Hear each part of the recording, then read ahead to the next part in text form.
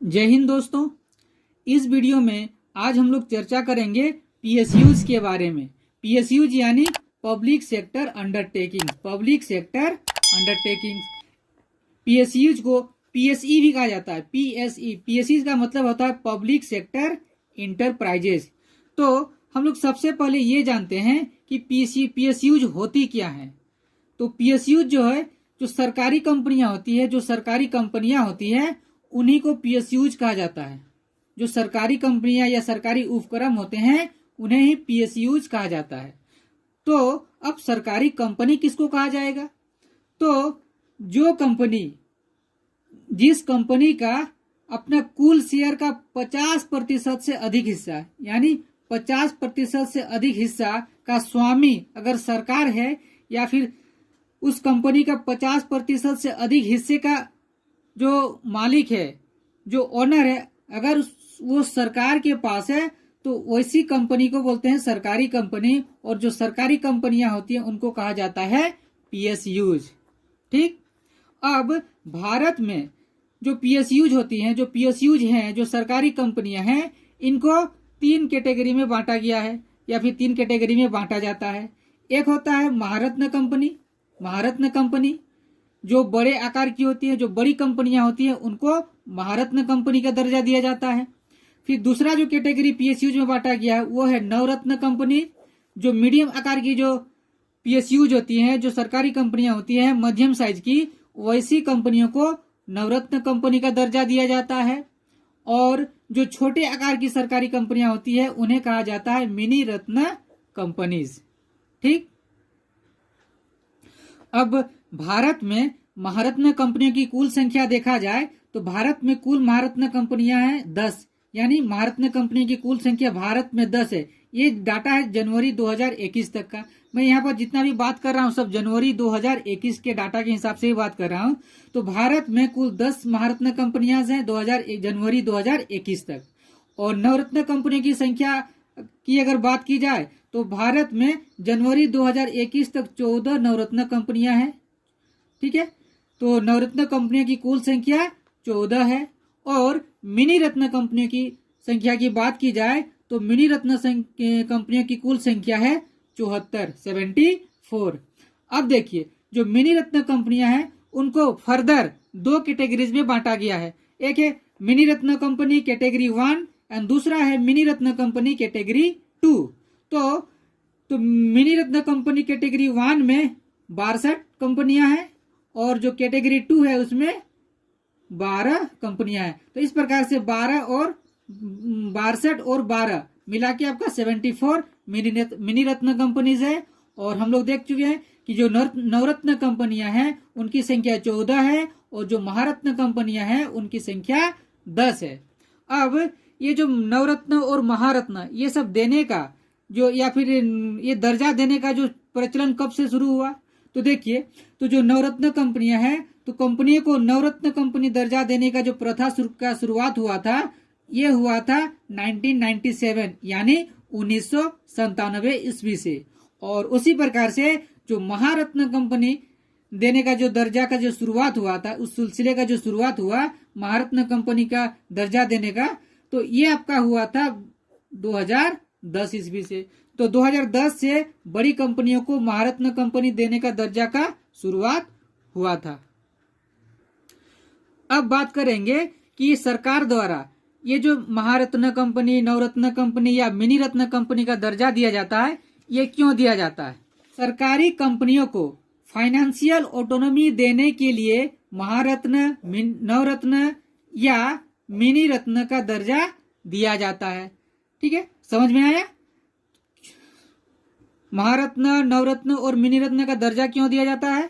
ताकि सरकारी कंपनियों को फाइनेंशियल ऑटोनॉमी मिल सके, यानी सरकारी कंपनियों को फाइनेंशियली आत्मनिर्भर बनने के लिए उनको महारत्न, नवरत्न या मिनी रत्न का दर्जा दिया जाता है। अगर बड़ी कंपनी है तो महारत्न का दर्जा दिया जाएगा, मीडियम साइज की कंपनी है तो नवरत्न का दर्जा दिया जाएगा, या फिर जो छोटे साइज की, छोटे आकार की जो कंपनियां होती हैं उनको मिनी रत्न का दर्जा दिया जाता है। अब फाइनेंशियल ऑटोनॉमी दिया क्यों जाता है? कंपनियों को फाइनेंशियल ऑटोनॉमी देने से क्या फायदा है? तो सरकारी कंपनियों को फाइनेंशियल ऑटोनॉमी देने से बहुत सारा फायदा होता है।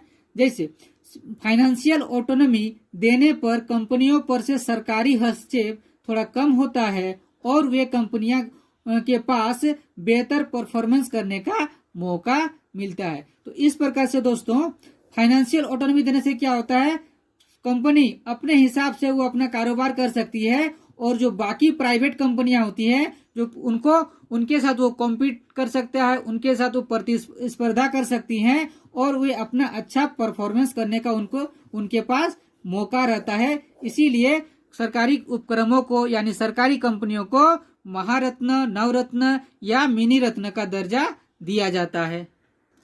ठीक है, अब बात आती है कि ये महारत्न, नवरत्न या मिनी रत्न का दर्जा कौन देता है। तो ये जो महारत्न, नवरत्न या मिनी रत्न का जो दर्जा होता है ये भारत सरकार का एक डिपार्टमेंट है, डिपार्टमेंट ऑफ पब्लिक इंटरप्राइजेज, यानी उसको शॉर्ट में बोला जाता है DPE, Department of Public enterprises. तो भारत सरकार का जो डिपार्टमेंट ऑफ पब्लिक इंटरप्राइजेज है इसी के द्वारा कंपनियों को महारत्न, नवरत्न या मिनी रत्न कंपनी का दर्जा देने का अधिकार प्राप्त है, या फिर डिपार्टमेंट ऑफ पब्लिक इंटरप्राइजेज के द्वारा ही महारत्न, नवरत्न या मिनी रत्न कंपनी का दर्जा दिया जाता है। ठीक है, और एक बात जो आप लोगों के लिए जरूरी है जानना वो कि जो भारत में जो पीएसयूज का पिता है, जो father of PSUs in India, वो कहा जाता है doctor V Krishnamurthy. Doctor V Krishnamurthy ji को father of PSUs in India यानी भारत में पीएसयूज का जनक कहा जाता है डॉक्टर वी कृष्णमूर्ति को। ठीक, अब बात आती है कि कौन सी कंपनी को महारत्न का दर्जा दें या कौन सी कंपनी को नवरत्न का दर्जा दें और कौन सी कंपनी को मिनी रत्न का दर्जा दें। दर्जा देने का जो क्राइटेरिया होता है ये क्राइटेरिया निर्धारित करता है Department of Public Enterprises, DPE, Department of Public Enterprises. एक क्राइटेरिया निर्धारित किया है कि किस कंपनी को महारत्न का दर्जा दें या किस कंपनी को नवरत्न का दर्जा दें, किस कंपनी को मिनी रत्न का दर्जा दें। तो सबसे पहले हम लोग जानेंगे कि महारत्न कंपनी का दर्जा पाने के लिए क्या क्या एलिजिबिलिटी होता है, क्या क्या क्राइटेरिया होता है। तो सबसे पहला चीज है, जिस कंपनी को महारत्न का दर्जा मिलना चाहिए, जो मिलने वाला होगा उसको पहले से ही नवरत्न का स्टेटस होना चाहिए। उस कंपनी के पास पहले से ही नवरत्न का स्टेटस होना चाहिए, उसका दर्जा होना चाहिए। दूसरी बात है कि वो जो कंपनी जो महारत्न का दर्जा पाना चाहती है उसको भारत के स्टॉक एक्सचेंज में, भारत के जो 2 स्टॉक एक्सचेंज है एनएसई और बीएसई, तो इनमें से किसी में वो लिस्टेड होना चाहिए। वो कंपनी, जो कंपनी महारत्न का दर्जा प्राप्त करना चाहती है तो पहले से वो तो नवरत्न का दर्जा होना चाहिए उस कंपनी के पास। दूसरा ये है कि ये जो कंपनी है ये भारत के स्टॉक एक्सचेंज यानी एनएसई, नेशनल स्टॉक एक्सचेंज, या फिर बीएसई, बॉम्बे स्टॉक एक्सचेंज, दोनों में से किसी स्टॉक एक्सचेंज में वो लिस्टेड होनी चाहिए वो कंपनी। तीसरी बात है कि पिछले 3 साल का एवरेज एनुअल टर्नओवर वो ₹25,000 करोड़ से अधिक होना चाहिए। यानी जो कंपनी महारत्न का दर्जा मांग रही है सरकार से, तो उस कंपनी का पिछला 3 साल का परफॉर्मेंस देखा जाए तो पिछला 3 साल का annual turnover, average annual turnover वो 20,000 करोड़ रुपए से अधिक होनी चाहिए, तब जाके उसको महारत्न का दर्जा मिल सकता है। इसके अलावे पिछले 3 साल का एवरेज एनुअल नेटवर्थ उस कंपनी का जो महारत्न का दर्जा मांग रही है सरकार से, डिपार्टमेंट ऑफ पब्लिक इंटरप्राइजेज से, उसका पिछले 3 साल का एवरेज एनुअल नेटवर्थ 15,000 करोड़ रुपए से अधिक होनी चाहिए, 15,000 करोड़ रुपए से अधिक होनी चाहिए। और क्या है कि उस कंपनी का पिछले 3 साल का average annual net profit 5,000 crore रुपए से अधिक होना चाहिए। यानी 3 साल का प्रॉफिट निकाला जाए, 3 साल का प्रॉफिट निकाल के जोड़ के उसको 3 से डिवाइड किया जाए तो वो 5,000 करोड़ से अधिक होना चाहिए, बस प्रॉफिट, तब जाके उसको महारत्न कंपनी का दर्जा मिल सकता है। इसके अलावा जो और एक पॉइंट है वो है सिग्निफिकेंस ग्लोबल प्रेजेंस। उस कंपनी का भारत के अलावा वैश्विक स्तर पर भी अलग अलग कंट्री में उसका प्रेजेंस हो, वो कारोबार करती हो, तब जाके किसी कंपनी को महारत्न कंपनी का दर्जा मिल पाता है। ठीक। अब जैसा कि मैंने पहले ही बताया कि भारत में महारत्न कंपनियों की कुल संख्या 10 है। वर्तमान यानी जनवरी 2021 तक में भारत में जो महारत्न कंपनियां हैं इनकी कुल संख्या 10 है। तो वो 10 कंपनियां क्या क्या है हम लोग जान लेते हैं। तो पहली कंपनी है सेल यानी Steel Authority of India Limited. जो दूसरी महारत्न कंपनी है वो है भेल BHEL Bharat Heavy Electrical Limited. तीसरी महारत्न कंपनी है वो है GAIL Gas Authority of India Limited. और चौथी महारत्न कंपनी है NTPC National Thermal Power Corporation. पांचवी महारत्न कंपनी है CIL यानी कोल इंडिया लिमिटेड। जो छठी कंपनी है वो है IOCL यानी इंडियन ऑयल कॉरपोरेशन लिमिटेड। जो सातवीं है महारत्न कंपनी वो है BPCL यानी भारत पेट्रोलियम कॉरपोरेशन लिमिटेड। और जो आठवीं है वो है HPCL यानी हिंदुस्तान पेट्रोलियम कॉरपोरेशन लिमिटेड। नौवीं जो कंपनी है महारत्न कंपनी वो है ONGC oil and natural gas corporation. और जो 10वीं जो कंपनी है, जो 10वीं महारत्न कंपनी है उसका नाम है PGCIL यानी power grid corporation of India limited. ठीक। अब थोड़ा इसके बारे में हम लोग विस्तार से चर्चा करते हैं। तो ये जो सेल वेल गेल है, SAIL सेल, BHEL भेल और GAIL गेल, सेल वेल गेल, इन तीनों का जो मुख्यालय है ये है नई दिल्ली में है इन तीनों का। और इसके साथ जो आपका CIL है कोयला वाला कोल इंडिया, तो इसका मुख्यालय है कोलकाता। तो देखिए यहाँ भी कोयला इधर भी कोल है ना, तो कोल मतलब इसीलिए इसका मुख्यालय है कोलकाता। ठीक है, याद रहेगा कोल। और ये कोल इंडिया लिमिटेड का मुख्यालय है कोलकाता। उसके बाद हम लोग ये जो BPCL और HPCL मतलब भारत पेट्रोलियम और हिंदुस्तान पेट्रोलियम, ये दोनों का मुख्यालय है मुंबई। और जो PGCIL है ये पावर ग्रिड कॉरपोरेशन, PGCIL का मुख्यालय है ये है गुरुग्राम हरियाणा में। ये गुरुग्राम हरियाणा दिल्ली के निकट एक शहर है गुरुग्राम, यहीं पर PGCIL का मुख्यालय है। और बाकी जो बच गया NTPC IOCL ONGC, इसका इन तीनों का भी मुख्यालय नई दिल्ली है। NTPC का भी नई दिल्ली, IOCL का भी नई दिल्ली। और जो ONGC है, ध्यान रखिएगा ONGC का अभी जो मुख्यालय है वो नई दिल्ली है। पहले इसका मुख्यालय देहरादून हुआ करता था। ठीक है, नई दिल्ली है, पहले था देहरादून। ठीक है। अब फटाफट थोड़ा कंपनी के बारे में थोड़ा सा डिटेल में डिस्कस। तो सबसे पहले हम लोग सेल को लेते हैं। सेल यानी होता है Steel Authority of India Limited. SAIL का फुल फॉर्म होता है Steel Authority of India Limited.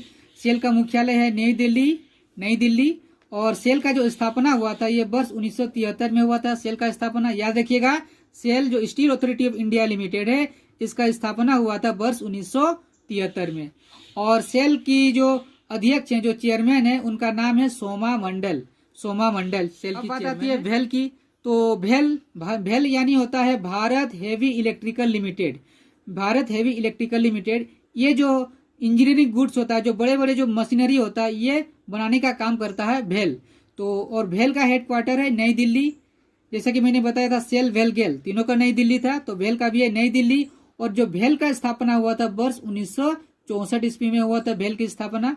और भेल का जो चेयरमैन और MD हैं भेल के अभी, वो हैं नलीन सिंघल। फिर बात आती है गेल की। गेल या इसका मतलब होता है gas Authority of India Limited. और इसका मुख्यालय है नई दिल्ली हेडक्वार्टर। और गेल का स्थापना हुआ था 1984। GAIL इसका स्थापना हुआ है वर्ष 1984। देखिए ये गैस है, ध्यान रखिएगा, ये गैस से रिलेटेड गैस। और एक चीज ध्यान रखिएगा, जो भोपाल गैस हुआ था, भोपाल गैस ट्रेजेडी, जो भोपाल गैस ट्रेजेडी हुआ था, ये भी वर्ष 1984 में यह हुआ था। तो इससे आप इसको याद रख सकते हैं, जो गैस वाला है उसका स्थापना हुआ था, जो गैस अथॉरिटी, इसका स्थापना हुआ है वर्ष 1984 ईस्वी में। ठीक। और जो गेल के जो चेयरमैन है वो है मनोज जैन। बाद हम लोग बात करते हैं NTPC की। NTPC यानी नेशनल थर्मल पावर कॉरपोरेशन। ये जितने भी थर्मल पावर बिजली बनता है कोयला से, थर्मल इलेक्ट्रिसिटी बनता है उसको ये प्रोडक्शन करने का काम करती है एनटीपीसी। और एनटीपीसी का हेडक्वार्टर है नई दिल्ली। और एनटीपीसी का स्थापना हुआ था वर्ष 1975 ईस्वी में।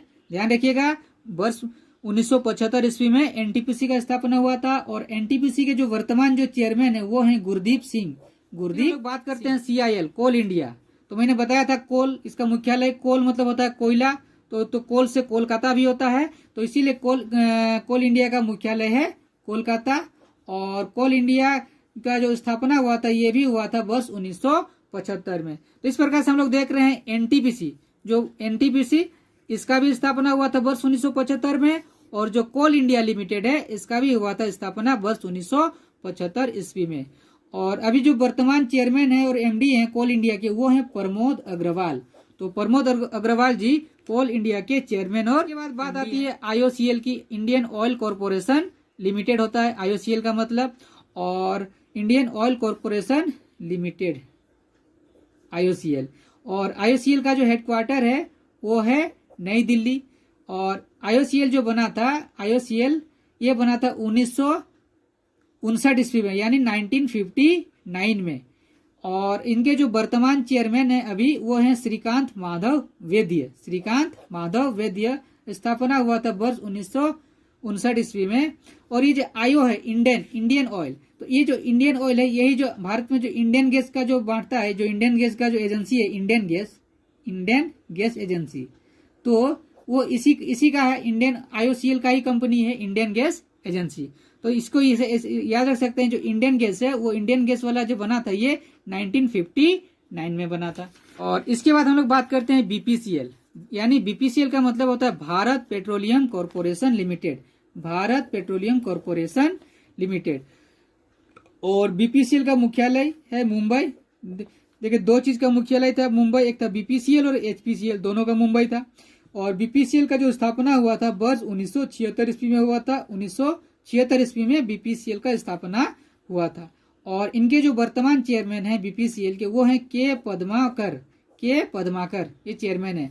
और ये जो बीपीसीएल है ये कंपनी ये भी गैस बांटने का काम करती है। और वो गैस है भारत गैस, जो भारत गैस एजेंसी है, भारत गैस एजेंसी, वो इसी बीपीसीएल का पार्ट है, उसी का अंग है। इसके आते हैं एचपीसीएल की, यानी हिंदुस्तान पेट्रोलियम कॉर्पोरेशन लिमिटेड। तो एचपीसीएल का मतलब होता है हिंदुस्तान पेट्रोलियम कॉर्पोरेशन लिमिटेड। और इसका मुख्यालय होता है मुंबई। मैंने बताया अभी कि बीपीसीएल और एचपीसीएल यानी भारत गैस और एचपी गैस दोनों का मुख्यालय है मुंबई। और एचपीसीएल का स्थापना हुआ था वर्ष 1974 ईस्वी में, 1974 ईस्वी में। और एचपीसीएल के जो वर्तमान चेयरमैन हैं वो हैं एमके सुराना जो हैं वो एचपीसीएल के वर्तमान चेयरमैन है। और एचपी ये भी गैस बांटने का काम करती है और इसका गैस का नाम है एचपी गैस। एचपी गैस, तो इसे याद रख सकते हैं। तीन गैस वाला तीन को हो गया, भारत गैस, एचपी गैस और एक इंडियन गैस। तो इंडियन गैस बना था 1959 में।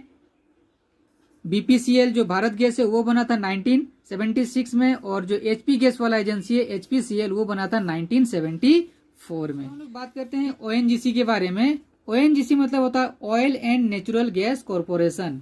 तो ऑयल एक बेसिकली करती क्या है, जितने भी गैस कंपनियां हैं, चाहे बीपीसीएल, एचपीसीएल या IOCL, Indian oil corporation limited, gas company बोल सकते हैं, या फिर जो पेट्रोलियम कंपनियां हैं, तो ये ओएनजीसी क्या करती है, कच्चा तेल निकालती है भारत में। जैसे बॉम्बे हाई हो गया और उधर आपका जो असम के डिगबोई क्षेत्र में जहां जो कच्चा तेल निकाला जाता है उस कच्चा तेल को निकालने का काम करती है ओएनजीसी। और ओएनजीसी का फुल फॉर्म होता है oil and natural gas corporation. ठीक, ओएनजीसी का हेडक्वार्टर मैंने बताया, पहले इसका हेडक्वार्टर देहरादून हुआ करता था पहले, लेकिन अभी वर्तमान में इसका जो हेडक्वार्टर है वो है नई दिल्ली के वसंत कुंज एक जगह का नाम है नई दिल्ली में, वहीं पर इसका मुख्यालय है। और ओएनजीसी जो है ये बना था आपका 1956 में, 1956 ईस्वी में। देखिए बहुत पहले का बना हुआ है, सबसे पहले 1956 में बना था ओएनजीसी। और ये कच्चा तेल निकालती है, कच्चा तेल निकालने के बाद ये क्या करती है, बाकी जो BPCL, HPCL और IOCL है, उनको फिर उधर से वहां से पेट्रोल, डीजल, केरोसिन वगैरह बनाने के लिए और गैस निकालने के लिए उन कंपनियों को देती है। इसके साथ जो दूसरे देशों से जो कच्चे तेल का आयात होता है वो भी इनके द्वारा किया जाता है, ONGC। और अभी वर्तमान चेयरमैन जो ONGC के हैं उनका नाम है सुभाष कुमार जी ONGC के वर्तमान चेयरमैन हैं। ठीक। और एक जो 10वां जो भारत में PGCIL, और PGCIL का फुल फॉर्म होता है, पूरा नाम होता है power grid corporation of India limited, power grid corporation of India Limited. और जैसा कि मैंने बताया था पहले कि PGCIL का जो मुख्यालय है वो गुड़गांव या गुरुग्राम का ही पुराना नाम था गुड़गांव, जो कि हरियाणा में है। तो यही इसी गुड़गांव में या फिर गुरुग्राम में PGCIL का मुख्यालय है। और PGCIL का जो निर्माण हुआ था, ये जो कंपनी बना था, ये बना था 1989 यानी 1989 ईस्वी में बना था। और वर्तमान चेयरमैन PGCIL के वो हैं कांदीकुप्पा श्रीकांत PGCIL के वर्तमान चेयरमैन हैं। ठीक है। तो इस प्रकार से इस वीडियो में हमने आज PSUs के बारे में जाना। PSUs यानी PSEs सरकारी कंपनी, उनको जो अलग अलग महारत्न, नवरत्न, मिनी रत्न का दर्जा दिया जाता है, कैसे दिया जाता है ये जाने। और महारत्न कंपनी की संख्या कितनी है, नवरत्न कंपनी की कुल संख्या कितनी है, मिनी रत्न की संख्या कितनी है, ये सब जाने। इसके अलावा हम लोगों ने देखा कि जो V कृष्ण मूर्ति थे वह फादर ऑफ PSUs कहा जाता था उनको। और हमने इसके साथ साथ जो क्राइटेरिया होता है महारत्न कंपनी का दर्जा देने का, उसके बारे में जाना। और हमने जो भारत की जो 10 महारत्न कंपनियां हैं उनके बारे में थोड़ा विस्तार से जाना। आने वाले वीडियोज में हम लोग बात करेंगे भारत की नवरत्न कंपनियों के बारे में, जिनकी कुल संख्या 14 है। तो उनके बारे में भी हम लोग विस्तार से चर्चा करेंगे। ठीक।